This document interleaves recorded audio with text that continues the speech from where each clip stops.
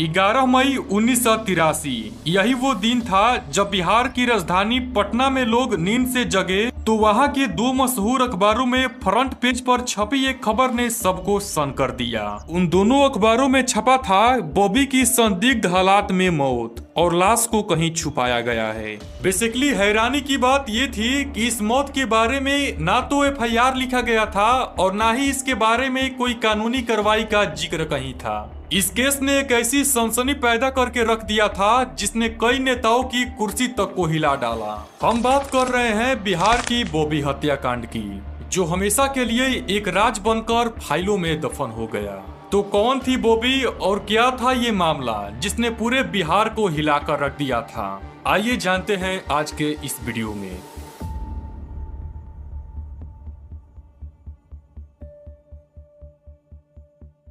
जिस बॉबी की मौत की खबर ने बिहार के सियासी गलियारों में भूचाल लाकर रख दिया था, आखिर वो कौन थी? दरअसल बॉबी का असली नाम श्वेता निशा त्रिवेदी था। वह बिहार विधान परिषद की तत्कालीन सभापति और कांग्रेस की वरिष्ठ नेता राजेश्वरी सरोज दास की गोद ली गई बेटी थी। वह बेहद ही खूबसूरत थी और बचपन का उसका निकनेम बेबी था। बट उस समय राज कपूर की हिट फिल्म बॉबी के रिलीज होने के बाद उसका नाम बेबी से बदलकर बॉबी कर दिया गया था। बॉबी बिहार की विधानसभा में ही टाइपिस्ट का काम किया करती थी और उसके पिता ने उसकी शादी भी करा दी थी। लेकिन कुछ ही दिनों के बाद उसके पति की मृत्यु हो जाती है। हालांकि कुछ वर्षों के बाद उसकी दूसरी शादी भी होती है और 2 बच्चे भी हो जाते हैं। एक तो वो विधान परिषद सभापति की बेटी थी और ऊपर से खूबसूरत और मिलनसार। ऐसे में बॉबी को कई राजनेताओं और अफसरों के साथ उठना बैठना था। खासकर कई नेताओं से उसकी दोस्ती भी थी। सदन में आए कई मंत्री और विधायक बॉबी को जानते थे। तो वापस लौटते हैं उस खबर की ओर जिसने पब्लिश होते ही पूरे शहर में सनसनी फैलाकर रख दिया था। दोनों अखबारों में बॉबी की मौत की समाचार को पढ़कर हर कोई यही सोच रहा था, आखिर बॉबी की मौत कैसे हो गई? क्या हुआ था बॉबी को और कहां गई बॉबी की लाश? और यही सवाल एक खास तरह के शख्स के दिमाग में भी आ रहे थे। वो शख्स थे पटना के तत्कालीन ACP कुणाल किशोर। उन्होंने भी अखबार में ये खबर पढ़ ली थी। अभी उनको पटना में पोस्टिंग हुए केवल 1 महीना ही हुआ था। वे बेहद ही ईमानदार और मेहनती ऑफिसर माने जाते थे, जिन्हें अपने काम में किसी प्रकार का दखल अंदाजी अच्छा नहीं लगता था। SP कुणाल किशोर भी पटना में ड्यूटी के दौरान बॉबी के बारे में काफी कुछ सुन और जान चुके थे।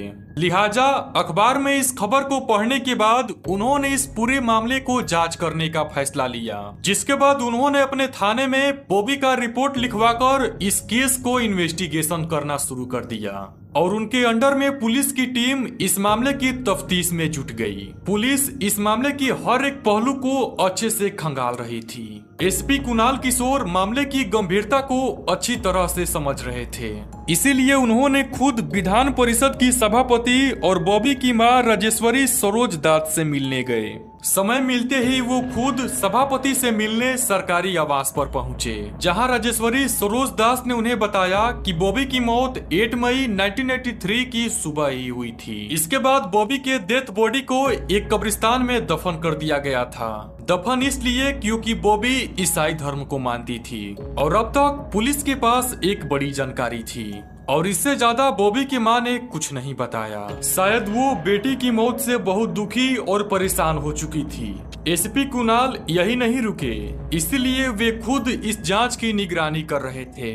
उनके सामने सबसे बड़ा सवाल ये था कि आखिर बॉबी की मौत कैसे हुई। कुछ दिनों के पूछताछ और छानबीन करने के बाद पुलिस को ये पता चला कि श्वेता निशा त्रिवेदी उर्फ बॉबी की मौत पटना में मौजूद विधान परिषद सभापति के सरकारी बंगले में ही हुई थी। लेकिन इस मामले को छुपाने के लिए बॉबी की लाश को एक कब्रिस्तान में दफना दिया गया था। आखिर बॉबी की मौत कैसी हुई?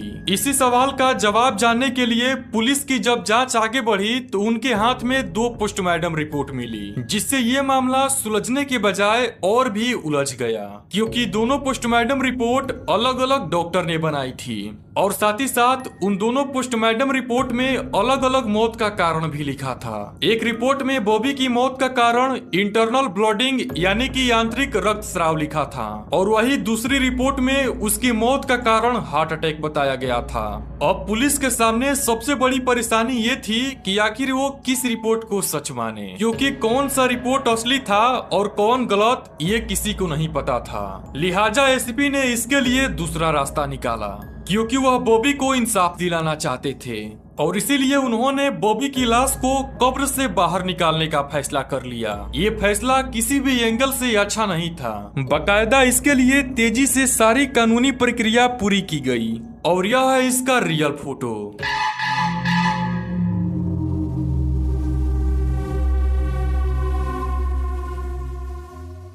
इस काम को करने के लिए फोरेंसिक एक्सपर्ट्स की मदद भी ली गई थी। अब फोरेंसिक एक्सपर्टों की निगरानी में डॉक्टरों ने उस बॉबी की सड़ी हुई लाश का पोस्टमार्टम करना शुरू कर दिया, और इस बार पोस्टमार्टम में ऐसा खुलासा हुआ जिसकी किसी ने कल्पना भी नहीं की होगी। इस पोस्टमार्टम में एक ऐसा खुलासा हुआ जिसने इस केस को एक नया मोड़ दे दिया। बॉबी की मौत की जो दो पहली वजह बताई गई थी वह अब फर्जी लगने लगी। दरअसल इस बार बॉबी के पेट और उदर में मेलाथियन नाम का जहर पाया गया। आपको बता दे, मेलाथियन का इस्तेमाल डेली लाइफ में कीटनाशक को मारने के लिए किया जाता है। इस रिपोर्ट से पुलिस का शक हकीकत में बदल गया, और अब पूरी तरह से यह विश्वास हो चुका था कि बॉबी की मौत एक मर्डर है। पोस्टमार्टम रिपोर्ट आने के बाद पुलिस जान चुकी थी कि बॉबी की मौत कोई नॉर्मल मौत नहीं है, बल्कि ये एक कोल्ड ब्लडेड मर्डर था, जिसे सोची समझी साजिश से अंजाम दिया गया था। इसी वजह से पुलिस की टीम एक बार फिर विधान परिषद सभापति के सरकारी बंगले पर पहुंची, और वहां पर फिर से एक बार छानबीन शुरू की। पुलिस इस बार हर एक छोटी से छोटी चीज पर शक की निगाहों से देख रही थी। पुलिस ने गौर किया, जिस बंगले में बॉबी की मौत हुई थी उसी बंगले से लगा एक आउट हाउस भी था। पूछताछ से ये पता चला कि उस घर में दो लड़के रहा करते थे, जिसके बाद पुलिस उन दोनों को पूछताछ के लिए उठा लिया। उन दोनों लड़के ने पुलिस के सामने जो खुलासा किया वो इस केस को खोलने में एक अहम हिस्सा दे सकता था। अब पुलिस के पास वे दो लड़के थे जो इस केस को एक नया पर नया मोड़ दे रहे थे।